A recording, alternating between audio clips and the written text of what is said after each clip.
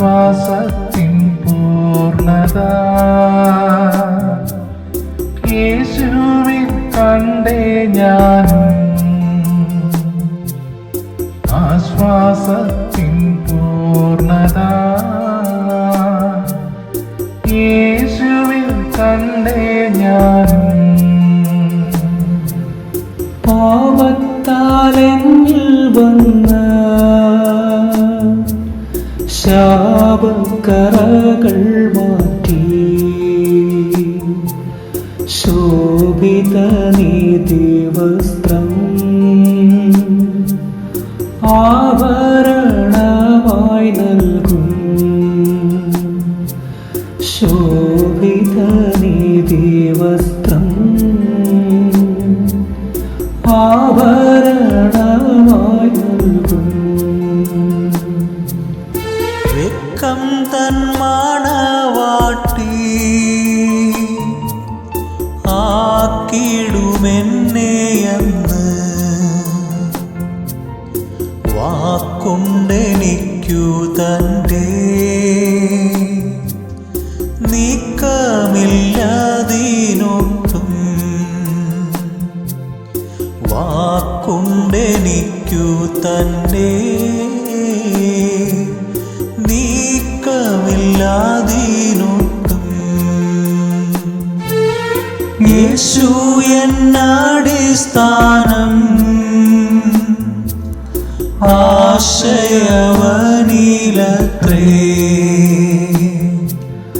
ആശ്വാസത്തിൻ പൂർണ്ണത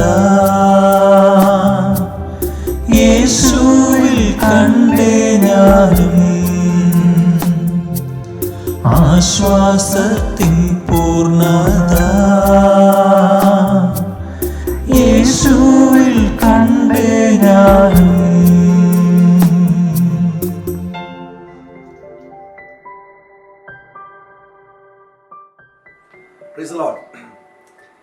കർത്താവിന്റെ പരിശുദ്ധ നാമത്തിൽ നന്ദിയോടെ സ്തോത്രം ചെയ്യുന്നു. അനുഗ്രഹീതമായ വിശുദ്ധ പകലിൽ കർത്താവിനെ സ്തുതിക്കുവാനും മഹത്വപ്പെടുത്തുവാനും ദൈവം നമുക്ക് നൽകിയ നല്ല സന്ദർഭത്തെ ഓർത്ത് ഞാൻ കർത്താവിനെ സ്തുതിക്കുന്നു. ലോകത്തിന്റെ വിവിധ സ്ഥലങ്ങളിൽ ഇരുന്നുകൊണ്ട് ഈ ദൈവത്തിന്റെ വചനം ശ്രദ്ധിക്കുന്ന എല്ലാ കർത്തൃദാസന്മാർക്കും മാതാപിതാക്കൾക്കും സഹോദരി സഹോദരങ്ങൾക്കും കുഞ്ഞുങ്ങൾക്കും കർത്താവായ യേശു ക്രിസ്തുവിന്റെ നിസ്തുല്യ നാമത്തിൽ സ്നേഹ വന്ദനം അറിയിക്കുന്നു. ഈ പ്രത്യേക പരിതസ്ഥിതിയിലും ദൈവകൃപ നഷ്ടപ്പെട്ടു പോകാതെ ആത്മാവിന്റെ ഒരുക്കത്തിലും ദൈവകൃപയിലും അവിടെ ഇവിടങ്ങളായി ദൈവം നമ്മെ സൂക്ഷിക്കുകയും നിലനിർത്തുകയും ചെയ്യുന്നതിൽ ഞാൻ കർത്താവിന് സ്തോത്രം ചെയ്യുന്നു. കർത്താവ് നമ്മെ ധാരാളമായി അനുഗ്രഹിക്കുകയും സഹായിക്കുകയും ചെയ്യുമാറാകട്ടെ. തുടർന്നുള്ള അല്പ നിമിഷങ്ങൾ ദൈവവചന ചിന്തയിലേക്ക് നമ്മുടെ ശ്രദ്ധയെ നമുക്ക് തിരിക്കാം. 51-ാമത്തെ സങ്കീർത്തനം അതിന്റെ 12-ാമത്തെ വാക്യം ഇങ്ങനെയാണ്: നിന്റെ രക്ഷയുടെ സന്തോഷം എനിക്ക് തിരികെ തരണമേ, മനസ്സൊരുക്കമുള്ള ആത്മാവിനാൽ എന്നെ താങ്ങണമേ. സങ്കീർത്തനക്കാരൻ ദൈവത്തിന്റെ സന്നിധിയിൽ പ്രാർത്ഥിച്ച് പറയുന്ന വളരെ പ്രധാനപ്പെട്ട ഒരു പ്രാർത്ഥനയാണ് 51-ാമത്തെ സങ്കീർത്തനം. അതിന്റെ 12-ാമത്തെ വാക്യത്തില് താൻ ദൈവത്തോട് ആവശ്യപ്പെടുകയാണ്, രക്ഷയുടെ സന്തോഷം എനിക്ക് തിരികെ തരണം, മനസ്സൊരുക്കമുള്ള ആത്മാവിനാൽ എന്നെ താങ്ങണം. തന്റെ ജീവിതത്തിൽ സംഭവിച്ചു പോയ പരാജയത്തിന് മുമ്പിൽ അനുതാപത്തോടും ഏറ്റുപറച്ചിലോടും സമർപ്പണത്തോടും ദൈവത്തിങ്കിലേക്ക് മടങ്ങി വരുന്ന ഈ ഭക്തൻ ദൈവത്തോട് പ്രാർത്ഥിക്കുന്ന പ്രാർത്ഥനാ വാചകം. ദാവീദിന് മാത്രമല്ല പ്രിയപ്പെട്ടവരെ, എനിക്കും നിങ്ങൾക്കും ദൈവത്തിന് മുമ്പാകെ കുറ്റമറ്റ മനസാക്ഷി ഉണ്ടാകുക എന്നുള്ളത് വളരെ പ്രധാനപ്പെട്ട ഒരു കാര്യമാണ്. മനുഷ്യരോടും ദൈവത്തോടും നിഷ്കളങ്കമായ കുറ്റമറ്റ മനസാക്ഷിക്ക് ഉടമകളായി ഞാൻ നിൽക്കണം എന്നുള്ളത് നമ്മുടെ വിശുദ്ധ ജീവിതത്തിന് വളരെ അത്യന്താപേക്ഷിതമായ വിഷയമാണ്. സാമൂഹിക അകലം പാലിക്കുകയും ശാരീരിക ശുദ്ധി നിലനിർത്തുകയും ചെയ്യുക എന്നുള്ളത് ഇന്നത്തെ ലോകത്തിന്റെ മനുഷ്യരാശിയുടെ നിലനിൽപ്പിന് ആവശ്യമായിരിക്കുന്ന ഘടകമാണ് എന്നതുപോലെ നിത്യതയ്ക്ക് വേണ്ടി ഒരുക്കപ്പെടുന്ന സ്വർഗരാജ്യം പ്രാപിക്കുവാൻ ആഗ്രഹത്തോടും താല്പര്യത്തോടും ഓരോ ദിവസവും ഈ മരുഭൂപ്രയാണത്തിലായിരിക്കുന്ന ഒരു ദൈവവേദനെ സംബന്ധിച്ച് ഹൃദയശുദ്ധി, ദൈവമായിട്ടുള്ള കുറ്റമറ്റ മനസാക്ഷി, പാപത്തിനുള്ള ശുദ്ധീകരണം ഒഴിച്ചുകൂടാൻ പറ്റാത്ത വളരെ പ്രധാനപ്പെട്ട ഘടകമാണ്. വിശുദ്ധ വേദപുസ്തകം നമ്മൾ പഠിക്കുമ്പോൾ യേശു കർത്താവിന്റെ ഈ ലോകത്തിലെ 3.5 വർഷത്തെ ശുശ്രൂഷയ്ക്കിടയിൽ സംഭവിച്ച ഒരു സംഭവത്തിന്റെ വിശദീകരണം വൈദ്യനായ ലൂക്കോസ് തന്റെ സുവിശേഷം 7-ാമത്തെ അധ്യായം അതിന്റെ 36 തുടങ്ങിയുള്ള വേദഭാഗത്ത് വിശദീകരിച്ചിരിക്കുന്നത് നമുക്ക് കാണുവാനായിട്ട് കഴിയും. അവിടുത്തെ സന്ദർഭം എന്ന് പറയുന്നത് പരീശന്മാരുടെ കൂട്ടത്തിൽ ശീമോൻ എന്നു പേരായ ഒരുവൻ യേശുവിനെ തന്റെ വീട്ടിലേക്ക് ഭക്ഷണം കഴിക്കുവാനായിട്ട് ക്ഷണിച്ചു. ആഹാരം കഴിക്കുവാനായിട്ട് അവിടെ ചെന്ന യേശുവിനോടൊപ്പം ധാരാളം ആളുകൾ ഉണ്ടായിരുന്നു. അന്നത്തെ വിശിഷ്ട അതിഥിയായി ക്ഷണിക്കപ്പെട്ട യേശുവിനെ കാണുവാനും യേശുവിനോടൊപ്പം പന്തി ഭോജനത്തിൽ ഇരിക്കുവാനും താല്പര്യപ്പെട്ട് കടന്നു വന്നിരിക്കുന്ന ധാരാളം ആളുകളുടെ ഇടയിൽ ക്ഷണിക്കപ്പെടാത്ത ഒരു സ്ത്രീ അവിടേക്ക് കടന്നു വന്നു. അവിടെ പരിചയപ്പെടുത്തിയിരിക്കുന്നത് പട്ടണത്തിലേക്കും പാവിനിയായ സ്ത്രീ എന്ന ഒരു പരിചയപ്പെടുത്തലാണ് ആ ഭാഗത്ത് നമുക്ക് കാണുവാൻ കഴിയുന്നത്. അവളുടെ പ്രവൃത്തി ദോഷമുള്ളതായിരുന്നു. പാപത്തിൽ ജീവിക്കുന്ന ഒരു പ്രകൃതമായിരുന്നു അവളുടേത്. ഇവളിപ്പോൾ യേശു ഉണ്ട് എന്നറിഞ്ഞുകൊണ്ട് ശീമോന്റെ വീട്ടിലേക്ക് വന്നതിന്റെ കാരണം എന്തെങ്കിലും ആദായമുണ്ടാക്കുവാൻ വേണ്ടി വന്നതല്ല. വ്യക്തിപരമായ നേട്ടം പ്രതീക്ഷിച്ചുകൊണ്ടുള്ള വരവുമല്ല ഇത്. പിന്നെയോ ഇപ്പോൾ അവൾ യേശുവിന്റെ അടുക്കിലേക്ക് വന്നതിന്റെ പിറകിലെ ചേതോവികാരം എന്ന് പറയുന്നത് അവളുടെ പാപത്തിന് പരിഹാരം വരിക എന്നുള്ളതാണ്. അവൾ പാപിയാണ് എന്ന കുറ്റബോധം അവളെ വേട്ടയാടുകയാണ്. ആ പാപമംഗലമായ ജീവിതത്തിൽ നിന്ന് ഒരു മാറ്റം സംഭവിക്കണമെന്ന് ഹൃദയത്തിൽ അവൾ ആഗ്രഹിക്കുന്നു. ആ മാറ്റത്തിന് വേണ്ടി എന്റെ ചിന്ത മറ്റു പലതിനെയും അവൾ ആശ്രയിച്ച് കാണുമായിരിക്കാം. അവിടെ ഒന്നും പാപത്തിന് പരിഹാരം കാണുന്നില്ല എന്ന് കണ്ടപ്പോൾ യേശുവിന്റെ അടുക്കിലേക്ക് ആ സ്ത്രീ വരികയാണ്. യേശുവിന്റെ അടുക്കിലേക്ക് തന്റെ പാപം പരിഹരിക്കപ്പെടണം എന്ന ഉദ്ദേശത്തോടുകൂടെ ആ സ്ത്രീ കടന്നു വരുമ്പോൾ ആ വീട്ടുടയവനായ അല്ലെങ്കിൽ യേശുവിനെ ക്ഷണിച്ച് ഭക്ഷണം കൊടുക്കത്തക്ക നിലയിൽ ഹൃദയവിശാലത ഉണ്ടെന്ന് നമ്മൾ ചിന്തിക്കുന്ന ഒരു മതത്തെയും ആത്മീയ സമൂഹത്തെയും മുഴുവനും പ്രതിനിധാനം ചെയ്യുന്ന ശീമോൻ എന്ന പരീശന്റെ മനോഭാവം ഞാൻ നിങ്ങൾ ശ്രദ്ധിക്കേണ്ടതാണ്. ഈ ശീമോൻ തന്റെ ഹൃദയത്തിൽ പറയുന്നു. ഈ സ്ത്രീയെ കുറിച്ചുള്ള തന്റെ അഭിപ്രായം 39-ാമത്തെ വാക്യം വായിക്കുമ്പോൾ അവൾ പറയുന്നു, അവനെ ക്ഷണിച്ച പരീശൻ അത് കണ്ടിട്ട് ഇവൻ പ്രവാചകനായിരുന്നു എങ്കിൽ ഇവനെ തൊടുന്ന സ്ത്രീ ആരെന്നും എങ്ങനെയുള്ളവളെന്നും അറിയുമായിരുന്നു. അർത്ഥാൽ ശീമോന് ഹൃദയത്തിൽ ചിന്തിക്കുന്നത് ഈ സ്ത്രീ ഏറ്റവും പാപം നിറഞ്ഞ ഒരു സ്ത്രീയാണ് എന്ന വീക്ഷണമാണ്. അത് ശീമോന്റെ മാത്രം വീക്ഷണമല്ല പ്രിയപ്പെട്ടവരെ. ആത്മീയതയുടെ പരിവേഷമുണ്ടെന്ന് നമ്മൾ വിചാരിക്കുന്ന ഒരു കൂട്ടം ആളുകളുടെ ചിന്തയാണ്. അവർ പാപി, ഇവർ പാപി, അവൾ പാപി, അവൻ പാപി എന്നുള്ള വിലയിരുത്തലുകൾ, മാർക്കിടയിലുകൾ. ഹല്ലേലൂയ. ദൈവം ഒരിക്കലും അത് ഇഷ്ടപ്പെടുന്നില്ല എന്നതാണ് വേദപുസ്തകം പഠിക്കുമ്പോൾ മനസ്സിലാകുന്നത്. മറ്റൊരുത്തന്റെ പാപത്തെ കണ്ടുപിടിക്കുവാനും അവൻ പാപിയാണെന്ന് അവൾ പാപിയാണെന്ന് വിലയിരുത്തുവാൻ മാർക്കിടുവാനുള്ള നമ്മുടെ അടങ്ങാത്ത ത്വര ദൈവം മുമ്പാകെ പാപമാണ് സഹോദരങ്ങളെ. ആരാണ് പാപി, ആരാണ് പാപി അല്ലാത്തത്?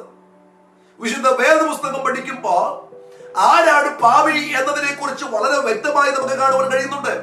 നാം വായിച്ച സങ്കീർത്തന ഭാഗത്തിൽ തന്നെ 51-ാം സങ്കീർത്തനത്തിന്റെ 5-ാമത്തെ വാക്യത്തിൽ പറയുന്നു, പാപത്തിൽ എന്റെ അമ്മ എന്നെ ഗർഭം ധരിച്ചു. പാപത്തിന്റെ പരിണിത ഫലമായിട്ടാണ് ഒരു മനുഷ്യൻ ഈ ഭൂമിയിലേക്ക് ജനിച്ചു വീഴുന്നത് തന്നെ. അപ്പൊ പാപി അല്ലാതെ ആരുമില്ല. എല്ലാ മനുഷ്യരും പാപിയായിട്ടാണ് ഇവിടെ ജനിക്കുന്നത്. പാപിയായി ജനിക്കുന്ന മനുഷ്യൻ, പാപത്തിൽ ജീവിക്കുന്ന മനുഷ്യൻ, പാപപങ്കിലമായ സാഹചര്യത്തിലൂടെ ജനിച്ച് ജീവിക്കുന്ന മനുഷ്യനെയാണ് നാം കാണുന്നത്. യോബിന്റെ പുസ്തകം 14-ാമത്തെ അധ്യായം 4-ാമത്തെ വാക്യത്തിൽ നാം കാണുന്ന വളരെ ശ്രദ്ധേയമായ ഒരു ചോദ്യമുണ്ട്. അശുദ്ധനിൽ നിന്ന് ജനിച്ച വിശുദ്ധനുണ്ടോ? ഒരുത്തനുമില്ല. അശുദ്ധനിൽ നിന്ന് ജനിച്ച വിശുദ്ധനുണ്ടോ എന്ന് പറഞ്ഞാൽ, പാപം നിമിത്തം അശുദ്ധനാകപ്പെട്ട പാപിയാകപ്പെട്ട മനുഷ്യകുലത്തിൽ നിന്ന് ജനിക്കുന്നവരെല്ലാം പാപികളായിട്ടാണ് ജനിക്കുന്നത്.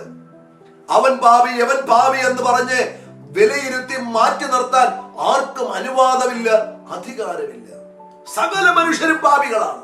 പാപികളായിട്ട് മനുഷ്യൻ ജനിക്കുകയാണ് ചെയ്യുന്നത്. ദൈവത്തിന് സ്തോത്രം. അപ്പോ ഈ സ്ത്രീയെ നോക്കിയിട്ട് പരീക്ഷ പറയുന്നു, അവൾ പാപിയാണ്, അവൾ പാപിയാണ്. എന്നാൽ വചനം പറയുന്നു, എല്ലാവരും പാപം ചെയ്ത് ഒരുപോലെ ദൈവ തേജസ് നഷ്ടപ്പെടുത്തി കളഞ്ഞു. മനുഷ്യകുലം മുഴുവൻ പാപികളാണ്. പാപത്തിൽ അമർന്നു കിടക്കുന്ന മനുഷ്യകുലത്തെ വിശുദ്ധ വേദപുസ്തകം നമുക്ക് പരിചയപ്പെടുത്തി തരികയാണ്. Praise the Lord. അപ്പോസ്തലനായ പൗലോസിന്റെ വാക്കുകൾ നാം ശ്രദ്ധിക്കുമ്പോൾ, റോമലേഖനം 5-ാമത്തെ അധ്യായം 12 മുതലുള്ള വാക്യഭാഗത്ത് അപ്പോസ്തലനായ പൗലോസ് പറയുന്ന വളരെ പ്രധാനപ്പെട്ട ചില പ്രസ്താവനകളുണ്ട്. അതുകൊണ്ട് ഏക മനുഷ്യനാൽ പാപവും പാപത്താൽ മരണവും ലോകത്തിൽ കടന്നു. ഇങ്ങനെ എല്ലാവരും പാപം ചെയ്താൽ മരണം സകല മനുഷ്യരിലും പരന്നിരിക്കുന്നു. പാപമോ ന്യായപ്രമാണം വരെ ലോകത്തിൽ ഉണ്ടായിരുന്നു, എന്നാൽ ന്യായപ്രമാണം ഇല്ലാതിരിക്കുമ്പോൾ പാപത്തെ കണക്കിടുന്നില്ല. ആ ഭാഗത്തിന്റെ വിശദീകരണം മുഴുവനും സാവകാശം വായിച്ചു കൊള്ളുക.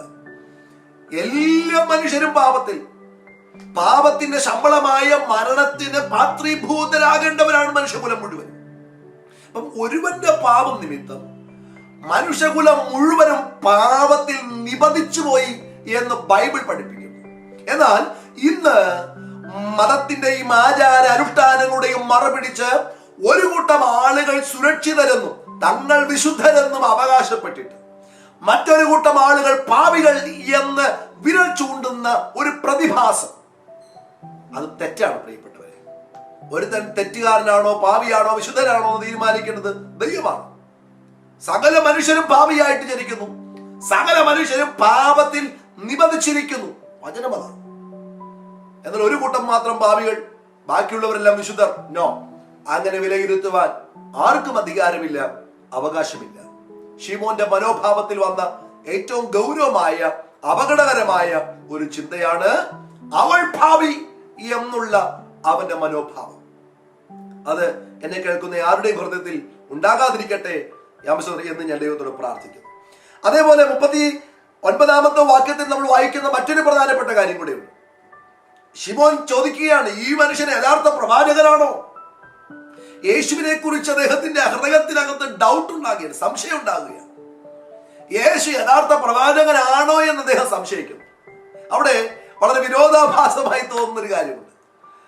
പാപിനിയായ സ്ത്രീയെ കണ്ടപ്പോൾ ഒരു സംശയം ഉണ്ടായില്ല. വളരെ നിശ്ചയത്തോടുകൂടെ ശിമോൻ പറഞ്ഞു, ഇവൾ പാപിയാണ്. പക്ഷെ യേശുവിനെ കണ്ടപ്പോ അദ്ദേഹത്തിന്റെ ഹൃദയത്തിനകത്ത് ഡൗട്ടാണ്, സംശയമാണ്. ഇവൻ പ്രവാചകനാണോ? ഇവൻ ദൈവമാണോ? ദൈവത്തിന് സ്തോത്രം. അത് ഇന്ന് ലോകത്തിന്റെ ഒരു പ്രതിഭാസമാണ്. പാപിയെ കാണുമ്പോൾ ഐഡന്റിഫൈ ചെയ്യാൻ കഴിയുന്ന മനുഷ്യന് ദൈവത്തെ തിരിച്ചറിയാൻ കഴിയുന്നില്ല, ദൈവത്തെ ഉൾക്കൊള്ളാൻ കഴിയുന്നില്ല, ദൈവത്തെ മനസ്സിലാക്കാൻ കഴിയുന്നില്ല. ദൈവത്തിന് സ്തോത്രം. എന്റെ പ്രിയപ്പെട്ടവരെ, നമ്മൾ മനസ്സിലാക്കേണ്ടത് ദൈവത്തെയാണ്. നമുക്ക് വല്ല ഗുണവും ഉണ്ടാകുന്നത് ദൈവത്തെ കുറിച്ചുള്ള അറിവ് നിമിത്തമാണ്. ദൈവത്തെ മനസ്സിലാക്കാൻ നമുക്ക് എപ്പോൾ കഴിയുന്നോ അതുകൊണ്ടുള്ള ഗുണമേ നമുക്കുള്ളൂ. ദൈവത്തിന് സ്തോത്രം. ദൈവത്തെയാണ് ഞാൻ നിങ്ങൾ തിരിച്ചറിയേണ്ടത്. പാപിയെ മനസ്സിലാക്കിയില്ലെങ്കിലും ദൈവത്തെയാണ് നാം മനസ്സിലാക്കേണ്ടത്. യേശുവിൻ യഥാർത്ഥ പ്രവാചകനാണോ എന്ന ഒരു സംശയം ഇവിടെ ശീമോന്റെ അകത്ത് ഉണ്ടാകാനുള്ള കാരണമെന്ന് പറയുന്നത് യേശു ഈ പാപിനിയായ സ്ത്രീയോട് കാണിച്ച പ്രതികരണമാണ്. അല്ലെങ്കിൽ അവളോടുള്ള യേശുവിന്റെ പ്രതികരണം കണ്ടിട്ടാണ് ശീമോൻ ചോദിക്കുന്നത്, ഈ മനുഷ്യൻ യഥാർത്ഥത്തിൽ പ്രവാചകൻ തന്നെയാണോ? അവൻ ശരിക്കും ദൈവപുത്രൻ തന്നെയാണോ? ദൈവം തന്നെയാണോ എന്നുള്ള സംശയം വരാൻ കാരണം. ദൈവത്തിന്റെ സ്തോത്രം. പാപികളോട് മറ്റു സമൂഹം പ്രതികരിക്കുന്ന പ്രതികരണം എങ്ങനെയെന്ന് അറിയാകുന്ന ശിവൻ, പാപികളെ കുറിച്ച് ന്യായപ്രമാണം എന്ത് പറയുന്നു എന്ന് അറിയാകുന്ന ശിവൻ, പാപികളെ സമൂഹത്തിന് നടുവിൽ ഒറ്റപ്പെടുത്തി പാളകത്തിന് പുറത്തേക്ക് കല്ലെറിഞ്ഞ് ഓടിച്ചു കളയണം എന്ന വ്യവസ്ഥ അറിയാകുന്ന ശിമോൻ അതിന് ഘടകവിരുദ്ധമായി പ്രവർത്തിക്കുന്ന യേശുവിനെ കണ്ടപ്പോ യേശുവിനെ കുറിച്ച് അവന് സംശയമുള്ളതായി. അതേ പ്രിയപ്പെട്ടവരെ, ലോകത്തിലെ മതങ്ങൾ പഠിപ്പിക്കുന്നത് പോലെ അല്ല യേശു പാപികളോട് പ്രതികരിക്കുന്നത്. യേശു പാപത്തെ വെറുക്കുന്നു എന്നുള്ളത് 100% സത്യമാണ്. പക്ഷേ യേശു പാപിയെ സ്നേഹിക്കുന്നു. പാപത്തെ വെറുക്കുമ്പോൾ തന്നെ പാപിയെ സ്നേഹിക്കുന്ന ഒരു ദൈവമാണ് ഞാൻ നിങ്ങൾ ആരാധിക്കുന്ന നമ്മുടെ കർത്താവ്. ദൈവത്തിന് സ്തോത്രം. എന്റെ പ്രിയപ്പെട്ടവരെ, അങ്ങനെ ഒരു പ്രകൃതമാണ് എന്റെ ദൈവത്തിനുള്ളത് എന്നുള്ളത് കൊണ്ടാണ് എനിക്കും നിങ്ങൾക്കും ഈ രക്ഷയുടെ സന്തോഷത്തിലേക്ക് തിരികെ വരുവാൻ ഇടയായി തീർന്നത്. ഒരു കാലത്ത് മുടിയൻ പുത്രനെ പോലെ ഇതെല്ലാം വലിച്ചെറിഞ്ഞു കളഞ്ഞിട്ട് ഈ രക്ഷയുടെ സമാധാനവും സന്തോഷവും നഷ്ടപ്പെടുത്തി കളഞ്ഞിട്ട് ലോകത്തിന്റെ താൽക്കാലികതയ്ക്ക് പുറകെ വിരഞ്ഞോടിയ നാളുകൾ നമുക്കില്ലേ? എന്നാൽ അവിടെ നിന്ന് ഇന്ന് ഈ സമാധാനത്തിലേക്കും സന്തോഷത്തിലേക്കും ഞാനും നിങ്ങളും വരുവാനുള്ള കാരണം കർത്താവ് നമ്മെ സ്നേഹിച്ചത് കൊണ്ടാണ്. അവൻ പാപത്തെ വെറുക്കുന്നു, പക്ഷേ പാപിയെ സ്നേഹിക്കുന്നു. അതെ, ഇന്ന് പകലും എന്നെ കേൾക്കുന്ന സകല പ്രിയപ്പെട്ടവരോട് ഞാൻ പറയാം, യേശു പാപിയെ സ്നേഹിക്കുന്ന ദൈവമാണ്. ലോകം പാപിയോട് പ്രതികരിക്കുന്ന പോലെ അല്ല യേശു പാപിയോട് പ്രതികരിക്കുന്നത്. ലോകത്തിന്റെ മനോഭാവം അല്ല യേശുവിന്റെ മനോഭാവം.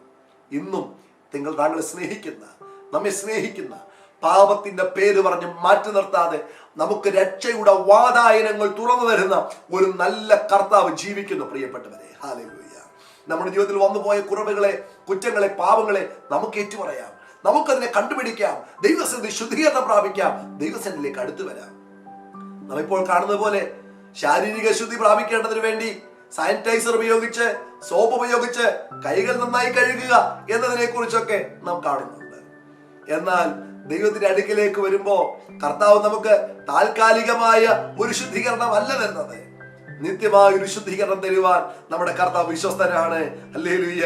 അത് അനുഭവിക്കുന്നവർക്ക് ഞാൻ കർത്താവിന് സ്തോത്രം ചെയ്യുന്നു. അതേ പ്രിയപ്പെട്ടവരെ, നമ്മുടെ കർത്താവ് നമ്മെ സ്നേഹിക്കുന്നു. സകല മനുഷ്യരും പാപികളാണ്, പക്ഷേ സകല മനുഷ്യരെയും സ്നേഹിക്കുന്ന, അതായത് പാപികളെ സ്നേഹിക്കുന്ന ഒരു നല്ല രക്ഷകൻ, ഒരു നല്ല ദൈവം, ഒരു നല്ല നാഥൻ, അത് നമ്മുടെ കർത്താവാണ്. ഹല്ലേലൂയ. അതോർത്ത് ഞാൻ കർത്താവിന് സ്തോത്രം ചെയ്യുകയാണ്. പാപത്തെ വെറുക്കുകയും പാപിയെ സ്നേഹിക്കുകയും ചെയ്യുന്ന യേശുവിനെ എത്ര വർണ്ണിച്ചാലും, ആ യേശുവിനെ കുറിച്ച് എത്ര പറഞ്ഞാലും അധികമാകുന്നില്ല. നന്ദിയോടെ സ്തോത്രം ചെയ്യുകയാണ്. ഹല്ലേലൂയ. യേശു നമ്മെ സ്നേഹിച്ച ആ മഹാസ്നേഹത്തിന് മുമ്പിൽ കാൽവറി ക്രൂശിൽ നമുക്ക് വേണ്ടി ആ സ്നേഹത്തിന്റെ പ്രദർശനം താൻ ഒരുക്കിയത് ഓർക്കുമ്പോ എത്ര ദൈവത്തിന് നന്ദി പറഞ്ഞാലും നമുക്ക് അധികമാകത്തില്ല. അതുകൊണ്ട് തന്നെ വേദപുസ്തകം പറയുന്ന പോലെ എന്റെ കണ്ണിലെ കോല് വെച്ചുകൊണ്ട് സഹോദരന്റെ കണ്ണിലെ കണ്ണെടുക്കാൻ ഞാൻ ശ്രമിക്കരുത്. എന്റെ കുറവുകളെ ഞാൻ കണ്ടുപിടിക്കുക, എന്റെ പാവങ്ങളെ കുറിച്ച് ഞാൻ ബോധവാനാകുക. മറ്റൊരുത്തൻ പാപം ചെയ്തെങ്കിൽ അവനും ദൈവമായിട്ട് തീർക്കട്ടെ. സ്തോത്രം. പാപിയെ സ്നേഹിക്കുന്ന ഒരു ദൈവമുണ്ട്, പാപിയെ സ്നേഹിക്കുന്ന ഒരു ദൈവമുണ്ട്. അതുകൊണ്ട് തന്നെ ഇന്ന് എന്നെ കേൾക്കുന്ന എല്ലാ പ്രിയപ്പെട്ടവരോടും ഞാൻ പറയാം, നാമായി ആരെയും വിധിക്കാൻ പോകരുത്, നാമായി ആർക്കും മാർക്കിടാൻ നിൽക്കരുത്. ദൈവത്തിന് സ്തോത്രം. പാപിയെ സ്നേഹിക്കുന്ന ആ കർത്താവിന്റെ സന്നിധിയിൽ നമ്മെ ഏൽപ്പിച്ചു കൊടുക്കാൻ നമുക്കിടയാകട്ടെ പ്രിയപ്പെട്ടവരെ. യോഹന്നാന്റെ സുവിശേഷം 3-ാം അധ്യായം അതിന്റെ 16-ാമത്തെ വാക്യത്തിൽ നമ്മൾ ഇങ്ങനെ കാണുന്നു, തന്റെ ഏകജാതനായ പുത്രനിൽ വിശ്വസിക്കുന്ന ഏവനും നശിച്ചു പോകാം, നിത്യജീവൻ പ്രാപിക്കേണ്ടതിന് ദൈവം അവന് നൽകുവാൻ തക്കവണ്ണം ലോകത്തെ സ്നേഹിച്ചു. അതേ പ്രിയപ്പെട്ടവരെ, കർത്താവായ യേശു ക്രിസ്തു വിശ്വസിക്കുന്നവരാരും നശിച്ചു പോകരുത് എന്ന് പിതാവായ ദൈവം ആഗ്രഹിക്കുന്നു. ദൈവത്തിന്റെ സ്തോത്രം. അതിനുവേണ്ടിയിട്ടാണ് തന്റെ പൊന്നോമന കുമാരനെ എനിക്കും നിങ്ങൾക്ക് വേണ്ടി ഈ താണഭൂമിയിലേക്ക് പിതാവായ ദൈവം അയച്ചു തന്നത്. 1 തിമോഥെയോസ് ലേഖനം 1-ാമത്തെ അധ്യായം 15-ാമത്തെ വാക്യത്തിൽ അപ്പോസ്തലനായ പൗലോസ് പറഞ്ഞിരിക്കുന്നത് ഇങ്ങനെയാണ്, ക്രിസ്തു യേശു പാപികളെ രക്ഷിപ്പാൻ ലോകത്തിൽ വന്നു എന്നുള്ളത് വിശ്വാസ്യവും എല്ലാവരും അംഗീകരിപ്പാൻ യോഗ്യമായ വചനം തന്നെ.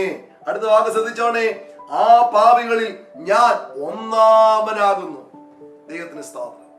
കർത്താവിന്റെ വേലയിൽ അതിശക്തിയോടുകൂടെ പ്രയോജനപ്പെടുന്ന വിശുദ്ധനായ അപ്പോസ്തലനായ പൗലോസ് പറയുകയാണ്, ക്രിസ്തു യേശു ലോകത്തിൽ വന്നത് പാപികളെ രക്ഷിക്കുവാനാണ്.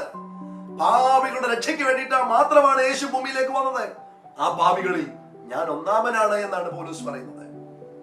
ശീമോന്റെ വീക്ഷണം താൻ വിശുദ്ധനും ഈ സ്ത്രീ പാപിയും എന്നുള്ളതാണ്. എന്നാൽ വിശുദ്ധ വേദപുസ്തകം പഠിക്കുമ്പോൾ അങ്ങനെ അല്ല പ്രിയപ്പെട്ടവർ നമ്മൾ കാണുന്നത്. റോമലേഖനം 5-ാമത്തെ അധ്യായം അതിന്റെ 8-ാമത്തെ വാക്യം നമ്മൾ ഇങ്ങനെ കാണുന്നു, ക്രിസ്തുവോ നാം പാപികളായിരിക്കുമ്പോൾ തന്നെ നമുക്ക് വേണ്ടി മരിക്കയാൽ ദൈവം തനിക്ക് നമ്മോടുള്ള സ്നേഹത്തെ പ്രദർശിപ്പിച്ചിരിക്കുന്നു. നാം പാപികളായിരിക്കുമ്പോൾ നമുക്ക് വേണ്ടി മരിച്ച ദൈവത്തിന്റെ പുത്രൻ. ഹല്ലേലൂയ.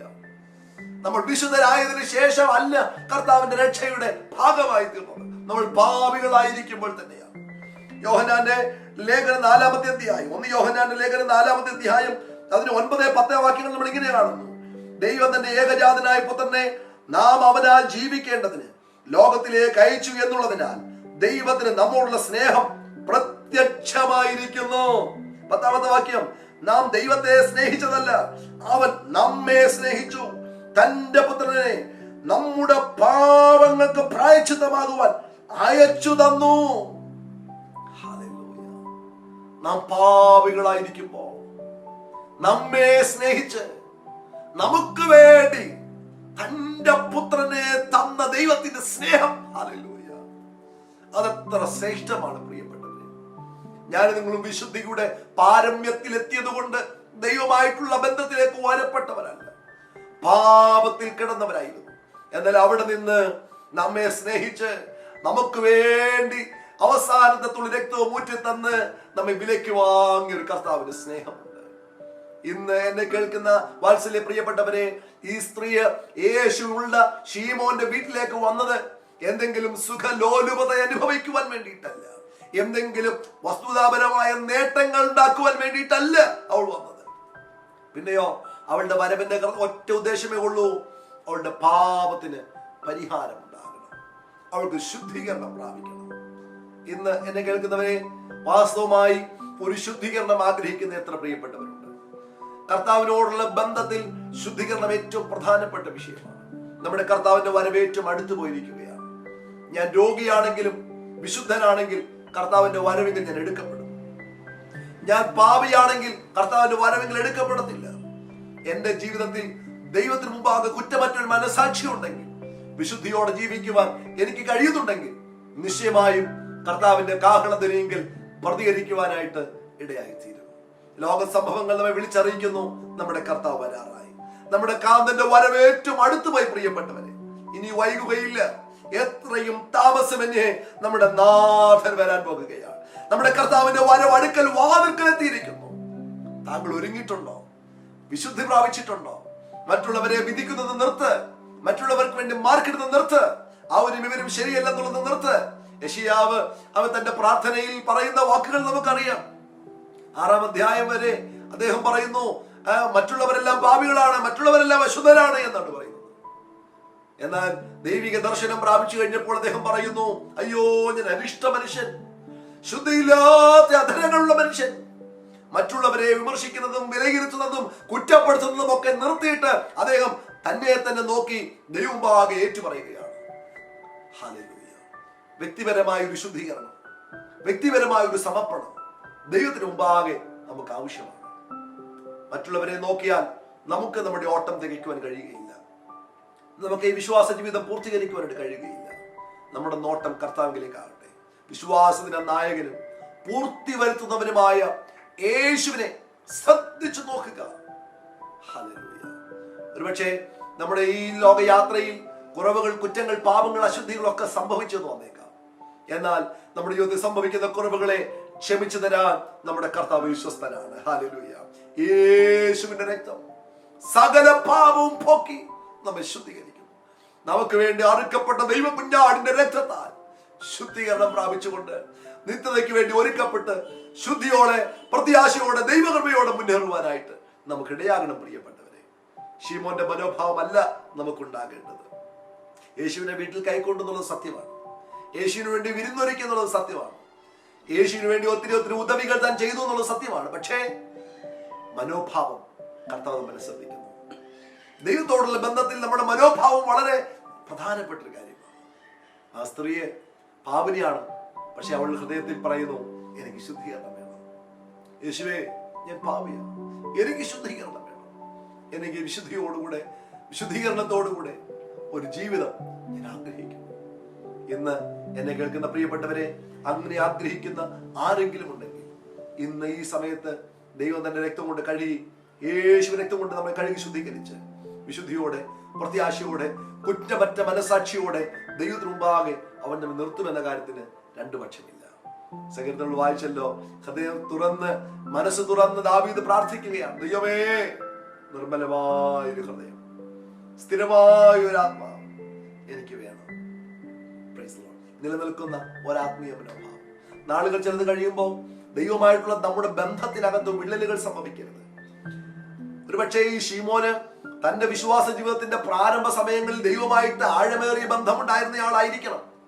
എന്നാൽ താൻ കുറച്ചുകൂടെ കഴിഞ്ഞപ്പോ പരീക്ഷന്മാര് പ്രമാണിയായി, മിടുക്കനായി, നേതാവായി ഒക്കെ കാലങ്ങളുടെ പഴക്കം, എക്സ്പീരിയൻസ്, സീനിയോറിറ്റി ഒക്കെ വന്നപ്പോഴത്തേക്കിനും താൻ വിശുദ്ധനും മറ്റുള്ളവരെല്ലാം പാവികളും എന്ന ഒരു വീക്ഷണത്തിലേക്ക് മാറിപ്പോയി. ഇല്ല പ്രിയപ്പെട്ടവരെ, ദൈവത്തിന്റെ സ്തോത്രം. അപ്പോസ്തലൻ പൗലോസ് പറയുന്നു, ആ പാപികളിൽ ഞാൻ ഒന്നാമനാണ്. ഓരോരുത്തരും അവരവരുടെ കുറവുകളെ കണ്ടുപിടിക്കുവാൻ, നമ്മിലേക്ക് തന്നെ നോക്കുവാൻ, നമ്മിൽ തന്നെ ശുദ്ധീകരണം പ്രാപിക്കുവാൻ ഉത്സാഹിക്കേണ്ടത് ആവശ്യമാണ്. യേശുവിന്റെ അടുക്കിലേക്ക് ഇന്ന് പകൽ ആ മനോഭാവത്തോട് അടുത്ത് വരാനുണ്ട്. രണ്ടുപേരും പ്രാർത്ഥിക്കുവാനായിട്ട് ആലയത്തിലേക്ക് പോയതിനെ കുറിച്ച് സുവിശേഷങ്ങൾ വായിക്കുന്നുണ്ട്. ഒരുത്തൻ ചുങ്കക്കാരൻ, മറ്റൊരുത്തൻ പരീശൻ. ചുങ്കക്കാരനായ പാപിയായ മനുഷ്യൻ ആലയത്തിലേക്ക് ചെല്ലുമ്പോൾ മാറത്തടിച്ചുകൊണ്ട് സ്വർഗത്തിലേക്ക് നോക്കുവാൻ പോലും തുനിയാതെ നിലവിളിച്ച് കരഞ്ഞ് പ്രാർത്ഥിക്കുകയാണ്. അതേസമയം മറുവശത്ത് പരീശൻ നിന്നുകൊണ്ട് തന്നോട് തന്നെ പ്രാർത്ഥിക്കുകയാണ്. ഈ നിൽക്കുന്നവനേക്കാൾ ഞാൻ വളരെ വിശുദ്ധനാണ്, വിശ്വസ്തനാണെന്നൊക്കെ പറഞ്ഞുകൊണ്ട് തന്റെ മഹത്വത്തെ ഉയർത്തി കാണിക്കുവാൻ, താൻ ചെയ്ത കാര്യങ്ങളെ കുറിച്ച് വാഴ്ത്തിപ്പാടുവാനായിട്ട് ഈ പരീശൻ തയ്യാറാകും. ദൈവത്തിന്റെ സ്തോത്രം. ശുദ്ധീകരിക്കപ്പെട്ടവരായി പ്രത്യാശയോടെ സമാധാനത്തോടെ ഭവനത്തിലേക്ക് മടങ്ങാൻ കഴിഞ്ഞത് അവന് ഹൃദയം തുറന്ന് പരമാർത്ഥമായി നിലവിളിച്ച് ദൈവസന്നിധിയിൽ കരയുകയും പ്രാർത്ഥിക്കുകയും ചെയ്യുന്ന മനുഷ്യനാണ് എന്ന് വേദപുസ്തകത്തിൽ വായിക്കുന്നു. അതെ, ദൈവത്തിന്റെ ഇഷ്ടമോ നമ്മുടെ ശുദ്ധീകരണം. നമ്മുടെ ശുദ്ധീകരണം ആഗ്രഹിക്കുന്ന ദൈവം, അതെ, നമ്മുടെ കർത്താവ് വീണ്ടും വരാൻ പോവുകയാണ്. എന്തിനാ കർത്താവ് വരുന്നതെന്നറിയാമോ? തന്റെ വിശുദ്ധന്മാരെ ചേർക്കുവാൻ കർത്താവ് വരാൻ പോവുകയാണ്. ഒരിക്കൽ യേശു വന്നത് പാപങ്ങൾക്ക് പരിഹാരം ഉണ്ടാകാൻ വേണ്ടിയാണെങ്കിൽ ഇനിയും എത്രയും താമസമെന്നേ നമ്മുടെ കർത്താവ് വരാൻ പോകുന്നു. അത് തന്റെ വിശുദ്ധന്മാരെ ചേർത്ത് കൊണ്ടുപോകാൻ വേണ്ടിയിട്ടാണ്. ഹല്ലേലൂയ. പ്രത്യാശയോടെ ഒരുങ്ങി നിൽക്കുന്ന വിശുദ്ധന്മാരെ, പാപമില്ലാത്ത തന്റെ കന്യകയായ മണവാട്ടിയെ ചേർക്കുവാൻ യേശു വേഗം വരുന്നു. ഹല്ലേലൂയ. അപ്പോസ്തലനായ പൗലോസ് 2 കൊരിന്ത്യർ ലേഖനം 11-ാം അധ്യായം അതിന്റെ 2 മുതലുള്ള വാക്യങ്ങൾ പറഞ്ഞിരിക്കുന്ന വാക്കുകൾ വളരെ ശ്രദ്ധേയമാണ്. ഞാൻ നിങ്ങളെ കുറിച്ച് ദൈവത്തിന്റെ എരിവോടെ ഏരിയുന്നു. ഞാൻ ക്രിസ്തു എന്ന ഏക പുരുഷനെ നിങ്ങളെ നിർമ്മല കന്യകയായി ഏൽപ്പിപ്പാൻ വിവാഹ നിശ്ചയം ചെയ്തിരിക്കുന്നു. Price the Lord. കർത്താവിന്റെ നിർമ്മല കന്യകയായി ഏൽപ്പിക്കേണ്ടതിന് വിവാഹ നിശ്ചയം ചെയ്യപ്പെട്ടിരിക്കുന്ന വിശുദ്ധ മണവാട്ടി സഭയെ കുറിച്ചാണ് പറയുന്നത്. എല്ലാവരും പാപികളാണ് എന്ന ലോക തത്വത്തിനകത്ത് നിന്ന് കർത്താവ് ചിലതിനെ തിരഞ്ഞെടുത്ത് ശുദ്ധീകരിച്ച് ഒരുക്കി തന്റെ മണവാട്ടി സഭയാക്കി നിർത്തിയിരിക്കുകയാണ്. കറാവാട്ടം മുതലായവ ഒന്നുമില്ലാതെ തനിക്ക് വേണ്ടി വേർതിരിയപ്പെട്ടിരിക്കുന്ന ഒരു വിശുദ്ധ കൂട്ടത്തെ കർത്താവ് ഒരുക്കി നിർത്തിയിരിക്കുകയാണ്. 1 തെസ്സലോനിക്കർ ലേഖനം 5-ാം അധ്യായം അതിന് 23-24 വാക്യങ്ങൾ ഇങ്ങനെ കാണുന്നു. സമാധാനത്തിന് ദൈവം തന്നെ നിങ്ങളെ മുഴുവനും ശുദ്ധീകരിക്കുമാറാകട്ടെ. നിങ്ങളുടെ ആത്മാവും പ്രാണനും ദേഹവും അശേഷം നമ്മുടെ കർത്താവായ യേശു ക്രിസ്തുവിന്റെ പ്രത്യക്ഷതയിൽ അനന്യമായി വെളിപ്പെടും വണ്ണം കാക്കപ്പെടുമാറാകട്ടെ. ഹല്ലേലൂയ. അനന്യമായി. ദൈവത്തിന് സ്തോത്രം. എത്രയോ പാവനമായ, എത്രയോ വിശുദ്ധമായ ഒരു നിലവാരത്തിലേക്ക് ദൈവം നമ്മെ കൊണ്ടുവന്നിരിക്കുന്നു. പ്രിയപ്പെട്ടവരെ, ഒരു കാലത്ത് അതിക്രമങ്ങളാലും പാപങ്ങളാലും മരിച്ചവരായിരുന്നു നമ്മെ യേശു സ്നേഹിച്ചു. പാപത്തെ വെറുത്തിട്ട് പാപിയെ സ്നേഹിക്കുന്ന യേശു എന്നെ നിങ്ങളെയും സ്നേഹിച്ചു. അവന്റെ മണവാട്ടിയാക്കി തീർത്തു. അന്യരായി നമ്മെ കാത്തു സൂക്ഷിച്ച് നിർത്തിയിരിക്കുകയാണ്. ദൈവകൃപ ചോർന്നു പോകാതെ മറ്റുള്ളവരെ വിധിക്കുന്ന വിമർശിക്കുന്ന ഒക്കെ നിർത്തിയച്ച് നമുക്ക് തന്നെ ശുദ്ധീകരണം പ്രാപിച്ച് ദൈവത്തോട് ചേർന്ന് വരുവാനായിട്ട് നമുക്കിടയാകട്ടെ. അതെ, 51-ാം സങ്കീർത്തനത്തിൽ സങ്കീർത്തനക്കാരനായ ദാവീദ് പ്രാർത്ഥിക്കുന്ന പ്രാർത്ഥനാ വാചകങ്ങൾ: നിന്റെ രക്ഷയുടെ സന്തോഷം എനിക്ക് തിരികെ തരണമേ, മനസ്സൊരുക്കമുള്ള ആത്മാവിനാൽ എന്നെ താങ്ങണമേ. Price the Lord. ആ ഒരു പ്രാർത്ഥന എന്നെ നിങ്ങളുടെയും ഹൃദയത്തിൽ നിന്ന് ഉയരട്ടെ. നിഷ്കളങ്കമായി ദൈവമായിട്ടുള്ള ആഴമേറിയ ബന്ധത്തിൽ വിശുദ്ധമായി നമുക്ക് മുമ്പോട്ട് പോകാം. ഇനി കാലം അധികമില്ല. ലോക സംഭവങ്ങൾ മുഴുവനും വിളിച്ചറിയിക്കുന്നു, നമ്മുടെ കർത്താവ് വരാറായി. യേശു കർത്താവ് വരാറായി. ഹല്ലേലൂയ. പ്രിയപ്പെട്ടവരെ, നമ്മുടെ കർത്താവിന്റെ വരവിനെ വിളിച്ചോതുന്ന ഈ ലോക സംഭവങ്ങളെ സാക്ഷി നിർത്തിക്കൊണ്ട് ഈ ദൈവത്തിന്റെ വചനത്തെ ഉയർത്തി കാണിച്ചുകൊണ്ട് ഞാൻ പറയുന്നു, കർത്താവിന്റെ വരവിന് വേണ്ടി ഒരുക്കപ്പെടുന്ന പാപമില്ലാത്തവരുടെ ഗണത്തിൽ ഞാനും നിങ്ങളും ഉണ്ടാകണം.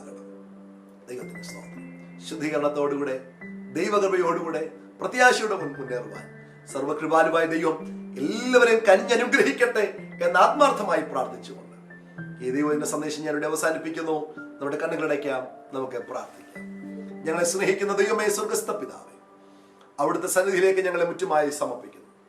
അവിടുത്തെ കരുണയ്ക്കും സ്നേഹത്തിനും കരുതലുകൾക്കുമായി ഞങ്ങൾ നന്ദി പറയുന്നു.